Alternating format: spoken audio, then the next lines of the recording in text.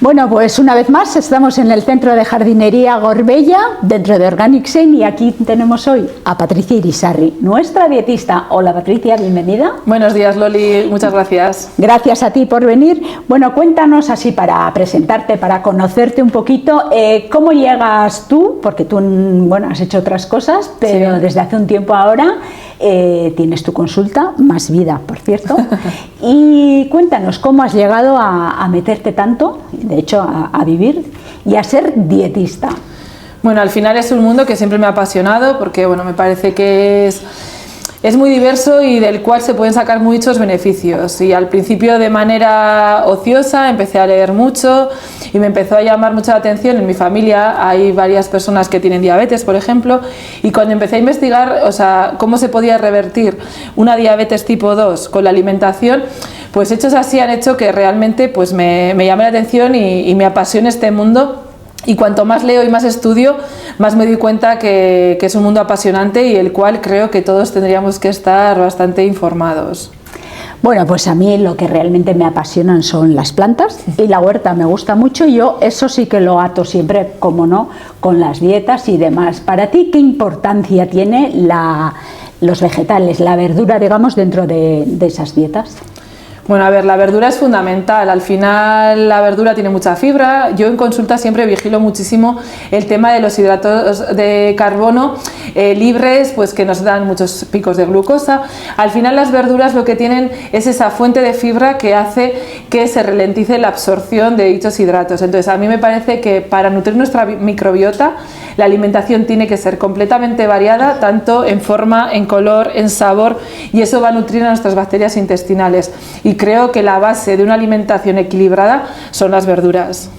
Y dentro de esas verduras, vamos a decir, los imprescindibles, ¿crees tú? ¿O va por temporadas? No lo sé. A ver, es importante que estemos consumiendo verdura de temporada. Y a mí lo que me parece fundamental para que la alimentación sea mantenida y el estilo de hábito sea saludable es que respetemos los gustos del paciente. O sea, puede ser, no sé, las acelgas maravillosas, pero si a ti no te gustan, o sea, el tener que incluir en la alimentación productos que no son nuestro gusto, la verdad es que nos echa para atrás y nos hace que el día a día sea más complicado. Entonces es verdad que todas las verduras de hoja verde tienen un montón de nutrientes y son fundamentales para la alimentación, pero siempre y cuando respetemos esos gustos. Para mí la que más versátil me parece en consulta es el calabacín. O sea, el calabacín me parece que es una fruta, o sea, perdona, una verdura que se puede presentar de 1000 cocciones, de 1000 formas, va bien con cualquier otro alimento y me parece que es algo a tener en cuenta. Y por ejemplo, bueno, yo considero, igual para ti no, que eres la profesional, tema delicado. Vamos a hablar un poquito de la obesidad, por ejemplo, en niños.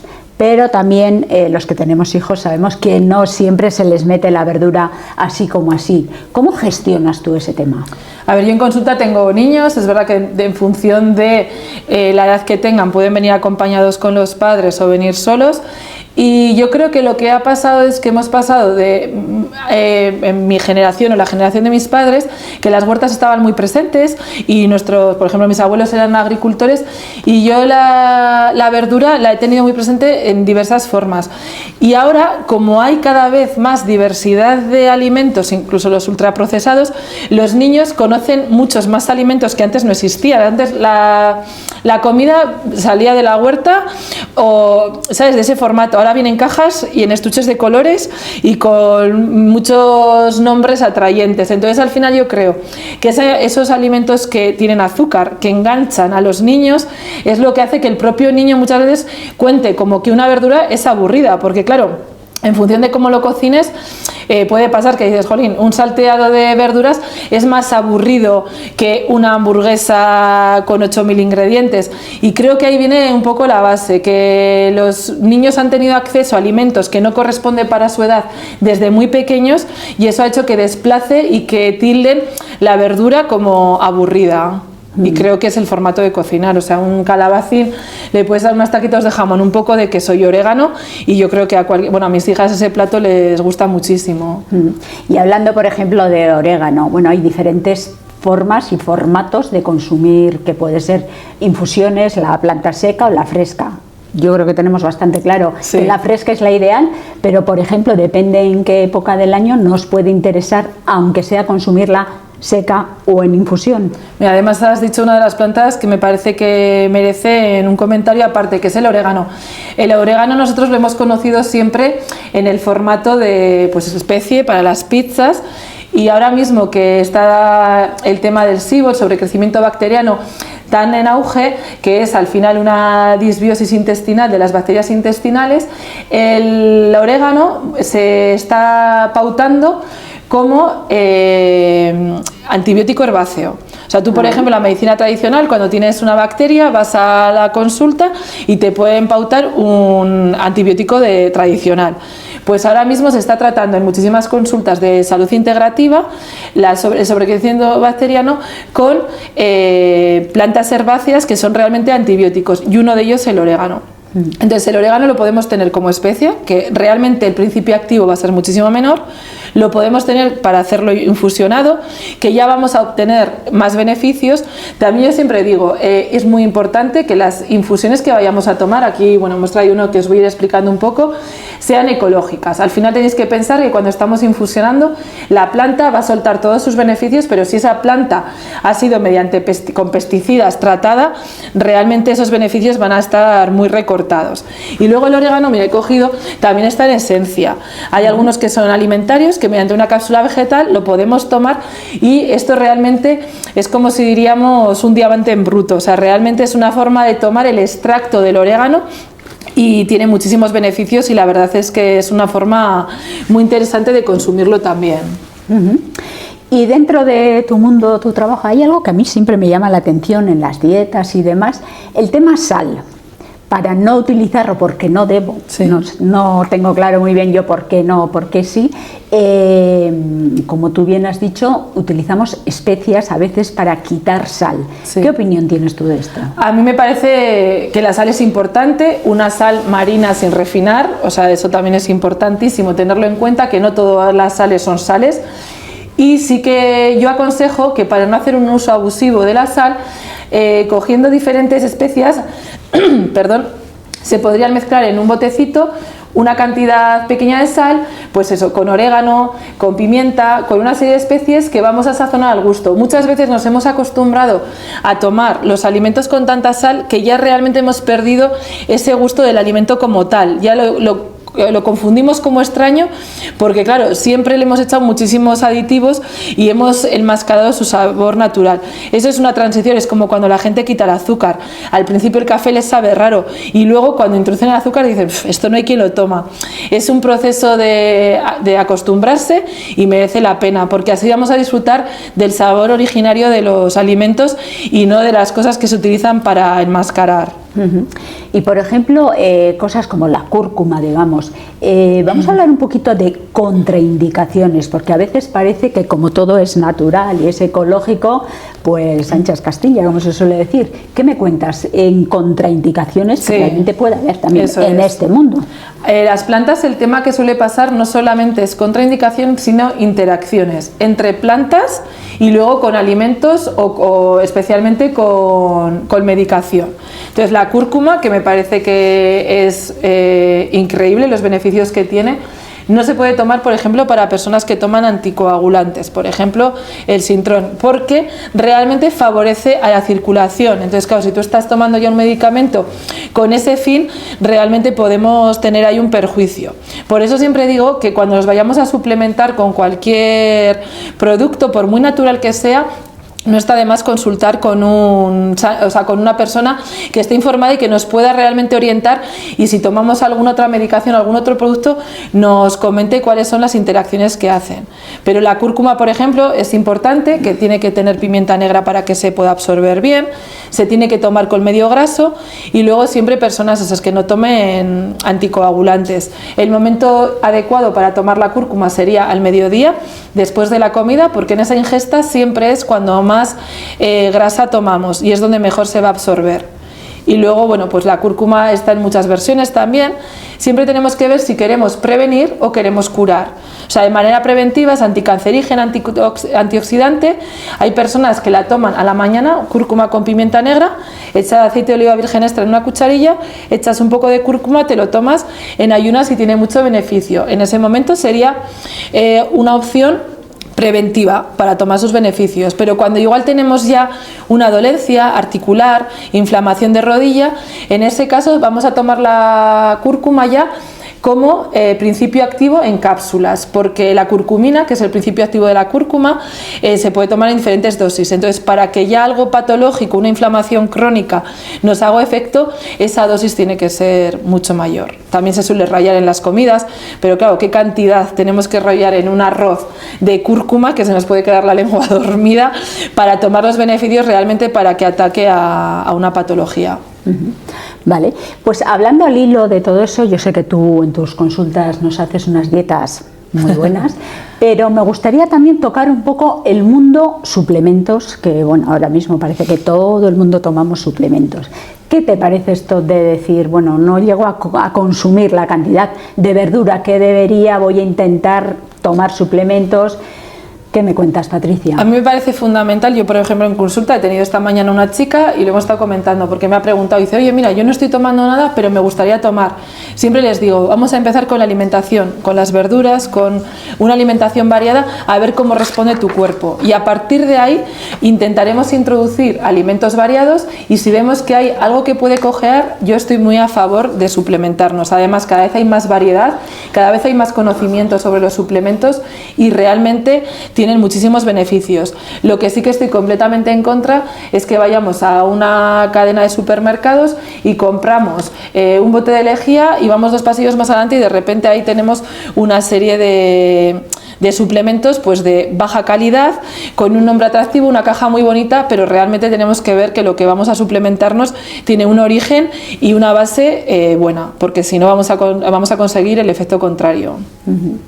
Y tú, por ejemplo, ¿cómo ves esa futuro, esa fusión alimentación, planta de verdura ecológica, planta que podamos incluso hacer en casa, que a veces no necesitamos un terreno enorme para hacer verdura, pero bueno, tenemos las huertas urbanas y tal? ¿Tú crees que en un futuro intentaremos y nos mentalizaremos de hacer verdura en casa y consumir más cantidad de verdura? Yo creo que es la tendencia. Yo creo que la pandemia nos dejó muchas cosas y una es la necesidad del contacto con el aire libre. Yo soy la primera que a partir de la pandemia puse mi huerta y creo que cada vez la gente tiene más conciencia de lo importante y lo beneficioso de que la verdura sea ecológica, sea buena, sea de cercanía también y de temporada. O sea, muchas veces tenemos el capricho de querer tomar una verdura de invierno en verano y claro, pues esa base de haber usado fertilizantes, que haya estado en invernaderos de igual mala o buena manera. Entonces yo sí que creo que es la tendencia y creo que el huerto urbano, que se llama, ese cajoncito en una parte de nuestra casa, de nuestra pequeña terraza, va a ir en auge, y sobre todo porque los niños van tomando conciencia. Ahora cada vez las actividades son más manipulativas y eso con un niño pequeño en casa de vamos a cuidar las plantas, son seres vivos, vamos a quitarle las hojitas que tienen mal, vamos a manipular la piedra, o sea la tierra.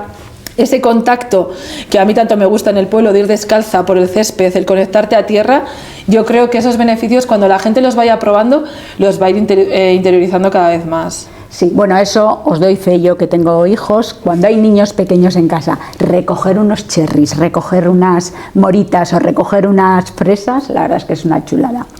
¿Qué te voy a decir más, Patricia? Por ejemplo, yo me encuentro con gente, con clientes que vienen a comprar planta de huerta y ya te digo, no es la primera vez que me dicen, a mí me gusta hacer huerta y tal, pero luego tampoco somos grandes consumidores de verdura. ¿Qué 3 pequeños tips le podemos dar a la gente para convencerles, por favor, comer verdura? Pues mira, yo creo que lo primero para convencerles es plantearles una receta atractiva. Porque muchas veces hemos pensado, queremos cuidar, ahora ya decimos por lo menos nos queremos cuidar, antes nos vamos a poner a dieta, ya era una losa que nos caía del cielo y era sálvese quien pueda. Entonces ahora mismo lo que se aboga es por una alimentación variada, por productos ricos y sobre todo presentarlos de una manera atractiva. Siempre se ha hablado de lo malo de la grasa y creo que tenemos que discernir lo que es una grasa saludable de una grasa no saludable. Entonces unas verduras, como he dicho antes, mezcladas con queso, con un poco de proteína animal, siempre y cuando no seáis vegetarianos, que pueda ser, yo que sé, un poquito de jamón, me parece que es una forma de introducir la verdura. Yo en consulta me ha pasado, especialmente chicos, que no quiero aquí crear una diferencia, pero decir, es que como pasta arroz y he venido a aprender a comer, o sea, normopeso, valores adecuados, pero sé que no como bien. Entonces, para prepararme para el futuro, para no tener patologías asociadas, quiero empezar a cuidarme. Y bueno, y sorprendentemente, el combinar esas verduras, igual unas espinacas, pero ponerlas con unos tomatitos cherry y un poco de huevo, pues ha hecho que de repente, es que me gustan las espinacas. Claro, es que a cualquiera, o sea, cogen... Pues hombre, a no ser que seas muy friki como yo de esas cosas, lo normal es que no te guste. Bueno, ya para ir terminando, consulta, pregunta personal. A mí me encanta cenar ensalada y me encuentro cantidad de veces que me dicen, ¿cómo comes lechuga de noche? No es buena. Pero es que a mí no me sienta nada mal, sinceramente. ¿Qué me dices? Pues que me encanta que escuches a tu cuerpo y es lo fundamental, porque es verdad que la lechuga a veces a la noche inflama, en ocasiones especiales a personas. Yo siempre pregunto, porque a veces cuando igual pongo ensalada, pero a la noche, digo, ¿te sienta mal? No, pero normalmente ya, pero a ti no te sienta mal. Entonces, igual que hemos dicho de respetar los gustos, hay que respetar lo que nuestro cuerpo nos dice. Y hay gente que aun en invierno les apetece comer ensalada. Sí. Yo sí que abogo para que a las noches, más que la lechuga, introducir los canónigos, porque es verdad, como son brotes, son más fáciles de digerir. Entonces, bueno, a la hora de poder escoger, pues digo, igual la ensalada de lechuga la dejo más para el mediodía y lo que sean brotes más tiernitos, que van a ser siempre más fáciles de digerir, ponerlos a la noche. Pero vamos, me parece una opción muy top. Vale, ya voy a seguir aprovechándome de ti, Patricia, porque tenemos confianza. A mí me gusta cenar y luego que pasen 12 horas por lo menos, porque me gusta hacerlo así y además me ayuda a mantener mi peso, 12 horas antes de desayunar o tomar algo por la mañana. ¿Qué me cuentas de esto? Esto es personal, ¿eh? Pues mira, voy a ir, antes de contestarte a eso, a otro punto para hacer la previa a eso. El cuerpo necesita descansos digestivos. Estamos acostumbrados, siempre nos han dicho que lo mejor es el desayuno, el almuerzo, la comida, la merienda, la cena, que sí que es adecuado, encima hay patologías que ello lo requiere, pero en condiciones normales yo soy partidaria de hacer un buen desayuno, una buena comida y una buena cena. Está claro, la cena encima pronto. Está claro que va a haber veces que tenemos unas necesidades nutricionales que una media mañana necesitemos comer algo. Lo que hemos dicho, escuchamos a nuestro cuerpo. ¿Me apetece comer algo? Oye, pues me como unos frutos secos, una fruta, cualquier cosa. Pero no de costumbre, porque todos los días no nos apetece. Entonces, ahí vamos a crear esas 4 horas de estar sin comer. Va a salir tenemos un sistema en el cuerpo que se llama MMC, que es el complejo migratorio motor. Es como un pequeño camión de la limpieza que hace una limpieza parcial. Entonces, eso da muchos beneficios, porque no dejamos hasta el final del día esa regeneración celular y se van haciendo limpiezas parciales. No saco el aspirador, pero voy quitando un poco el polvo con el trapo. Y luego llega la noche. Yo tampoco voy a abogar para todo el mundo el ayuno o la autofagia, que es pasar más de 12 horas sin comer, pero sí me parece adecuado, cenar pronto, 8, 8 y media, y desayunar 8, 8 y media. Hemos hecho 12 horas sin sentir una presión o sin sentir que estamos haciendo un gran esfuerzo, y para el cuerpo es súper beneficioso. Esos descansos es cuando siempre el cuerpo aprovecha a regenerar tanto muscular como celularmente. Y luego que a la noche siempre proteína para cenar, con esas ensaladas que hemos dicho, esas verduras, meter un poquito de proteína, porque el músculo que se nutre de proteína a las noches va a hacer esa regeneración. Qué gusto, Patricia, gracias. Bueno, ya para terminar te voy a hacer la pregunta que vamos a hacer a todos nuestros invitados. ¿Qué otro especialista te gustaría que viniera a nuestros podcasts? Pues mira, os lo voy a dejar un poco amplio, porque realmente creo que cualquier especialista que trate la medicina o la salud de manera integrativa, creo que es lo que necesitamos ahora mismo en la sociedad. O sea, esa amplitud de visión y no cerrarnos en el que el traumatólogo nos mira la rodilla, no, sino mirar el cuerpo como una única pieza para poder abordar todas las necesidades. Entonces creo que cualquier persona que trabaje la medicina integrativa estaré encantada de escucharle. Ah, qué gusto. Gracias, Patricia. Y, como no, te llevas nuestro detallito. Yo sé que te gustan mucho los cactus, sí, así que te hemos puesto un cactus para ti. Muchísimas gracias. Un placer, y bueno, espero que os haya gustado y encantada de compartir momentos con vosotros como siempre. Es que recasco, Patricia. Suri.